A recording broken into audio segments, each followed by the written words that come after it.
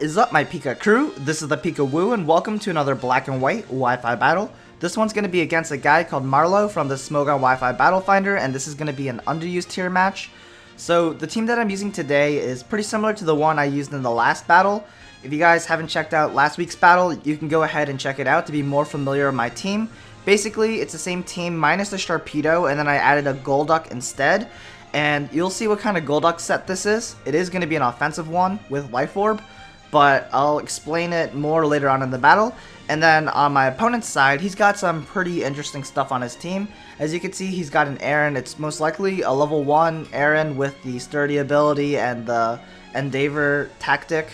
And then he also has a Kingdra, which I usually have trouble dealing with my team because Dragon Dance Kingdra can set up, and after +1 it can deal heavy damage with Waterfall and Outrage combination.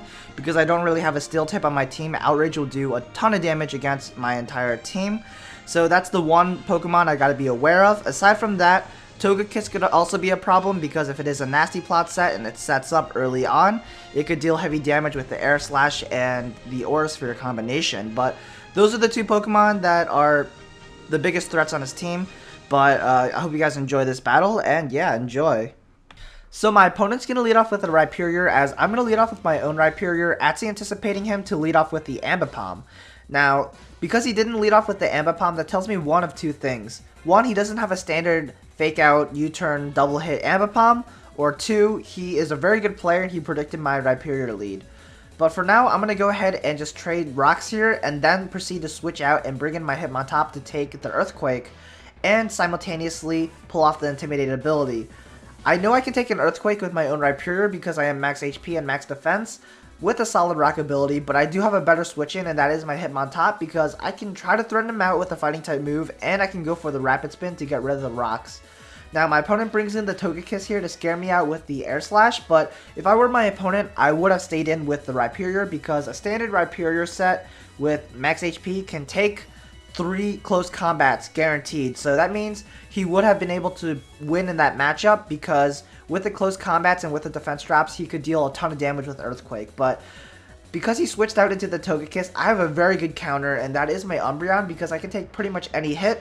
And if he wants to go for a status move like Thunder Wave, I can retaliate back with the Synchronize ability. But my opponent's going to predict me, and he's going to go for the trick to lock me into one move with a choice item. I'm going to go ahead and lock myself into Yawn, because if he stays in with the Togekiss, then that means he's going to fall asleep next turn. If he switches out, then that Pokemon is going to be drowsy. And that means that I'm going to be forcing a lot of switches with the Yawn, and I can rack up some Stealth Rock damage. But my opponent is very smart. He brings in the Ambipom with the Yawn, which means he can just U-turn out and make the Yawn useless. If I stay in, that's going to deal super effective damage against my Umbreon. And if I switch out, then he's going to get that switch initiative. And that's exactly what happens. I'm going to bring in the Hitmontop to resist the U-turn, and then he's going to get that switch initiative, and he can bring in a counter. And he's going to go ahead and bring in a Kingdra. And this is very dangerous because Kingdra is a very versatile Pokemon in the UU metagame. He can be either a specially based set or a physically based set with Dragon Dance. And because I didn't get the Intimidate on the Kingdra, I'm very worried right now. The best thing I can do is bring in my Spiritomb. It's probably the best thing that can handle the Kingdra, because if he is a sub DD set, then if he Dragon Dances, I can go for the Curse, and that would put a lot of pressure on this Kingdra. But for now, he is going to go ahead and go for the Dragon Gem boosted Dragon Pulse, which luckily for me doesn't do over half, which means after the Curse I can live at least one hit. And the reason why I didn't do as much is because I am invested in max HP and max special defense. So because I have the Curse on him, he is going to be forced to switch, and I am going to be able to predict it, and I'm going to go ahead and go for the Will-O-Wisp. And this is really nice because it hits the Rhyperior, meaning that because it's burned and its attack is halved, its attacks wouldn't be doing too much against Pokemon like Rhyperior or my Roserade. So this gives me a lot of options, and I might be able to set up some stuff against his Rhyperior, and this is really good. So I'm going to go ahead and go for the rest here. Hopefully he doesn't take me out, and luckily he goes for the Sandstorm. And the reason why he has Sandstorm, although you never see Sandstorm in a competitive battle, well, it kind of makes sense for his team because he has an Aaron. And with the Sandstorm setup, then Aaron can effectively do its job by going for the Endeavor and that sort of tactic. But he's going to go ahead and bring in his Aaron here. That's totally fine. I was actually predicting him to bring in the Aaron, so I'm going to go ahead and bring in my Rhyperior. And because I do have the Stealth Rocks up, it's going to be very difficult for him to pull off the Endeavor technique, because I can just outspeed him and take him out with an Earthquake. So he's going to go for the Protect and scout what kind of move I'm going to go for. I was actually anticipating him to bring in the Togekiss there, so that's why I actually went for the Dragon Tail here, which is a really big misplay because he actually goes for the Endeavor and he stays in and he doesn't switch out. So he actually pulls off all that damage, and that really sucks. But because I went for the Dragon Tail, he's going to die next turn because when he switches in, Stealth Rocks are going to take him out. So my Rhyperior brings in his own Rhyperior, and luckily for me, because I carry 12 EVs and speed, I always carry some EVs and speed, all my defensive walls for these certain situations. I am able to pull off the rest before he goes for an attacking move, and this is amazing because I'm going to bring myself back to full as he goes for the Mega Horn, and it's going to do nothing, but the most important part is that I'm at full. And now I have 2 Pokemon with Rest. The main reason why I have a lot of Pokemon with Rest is because I carry the Heal Bell on my Umbreon. So I'm going to go ahead and bring in my Golduck here just to take an Earthquake or whatever, and I can try to set up with the Hone Claws. But he's actually going to switch it out as well, and he's going to bring in the Machamp, and I don't want to take a Dynamic Punch.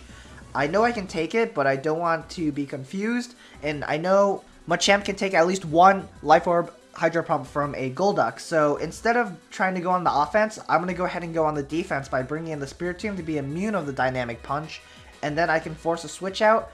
And I'm going to go ahead and switch as well because I don't want any of his Pokemon setting up on my Spiritomb because I'm asleep. So I'm going to go ahead and bring in my Hitmontop as my opponent makes a pretty wise decision by foddering the Aeron there to get the switch initiative, because now my Hitmontop is out in the open. He can pretty much bring in any Pokemon he wants to counter it, and he's going to go ahead and bring in the Togekiss, which is really no problem at all, although it's kind of difficult to take down because he has the leftovers now instead of the choice item. I do have a pretty solid counter to it, and that is my Umbreon, because I know I can take a lot of hits, and I can go for the Yawn to try to put it to sleep. But here, instead of going for the Yawn like I did in the previous turn or in the previous matchup, I'm going to go ahead and go for the Heal Bell because I have 2 Pokemon asleep and I kind of want to heal their status.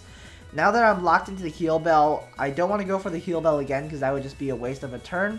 So I'm going to go ahead and switch out, and I'm going to bring in my Roserade because I know I can take any hit with the Roserade now that this Rhyperior is burned, and then I can go ahead and attempt to set up some spikes.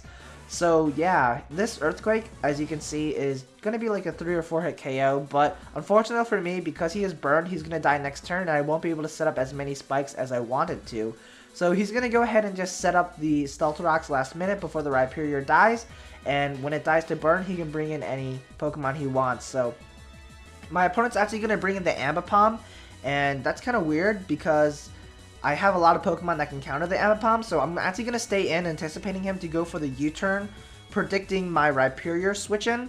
So he actually goes for the double hit, and he takes me out. So he out-predicted me there. He's going to take down my Roserade, and I only get 1 Spikes up. But that's fine, because I know I can take any hit with the Rhyperior, and I can scare him out. And I can start dishing out some Dragon Tails to deal some damage, and then force a switch, and rack up some entry hazard damage. So as you can see, Dragon Tail is going to end entry hazards. You're going to bring that Machamp down to less than half.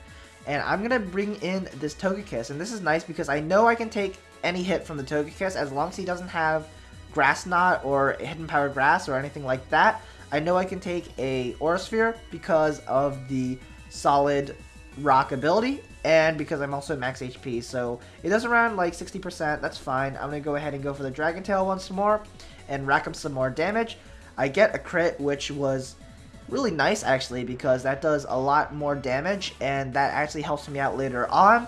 And I'm going to bring in the Ambipom, which is very good because Ambipom can't touch my Rhyperior, so I can proceed to just take it out with an Earthquake. And the reason why I go for the Earthquake instead of the Dragon Tail was actually because I was anticipating him to stay in, because if he switched out on a Dragon Tail, then entry hazards would just rack up on his Pokemon, and it's really not worth it. It's just better to sack the Ambipom because it really has no use, or my opponent really doesn't have any use with my Spiritomb and my Rhyperior still alive. So now that his Ambipom is down, he's going to bring in the Kingdra, and he's going to take me out with a Scald.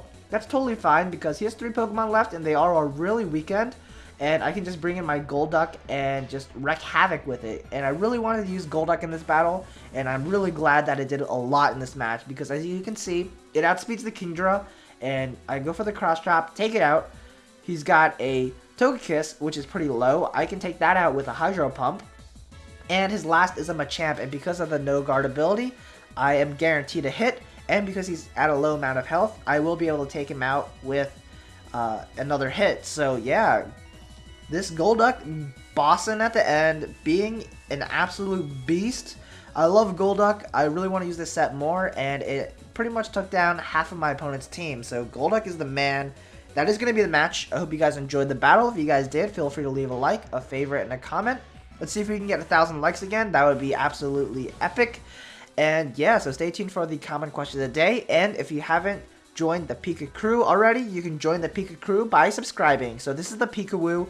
Thank you for watching my battle, and I'll see you guys later. Peace out, guys.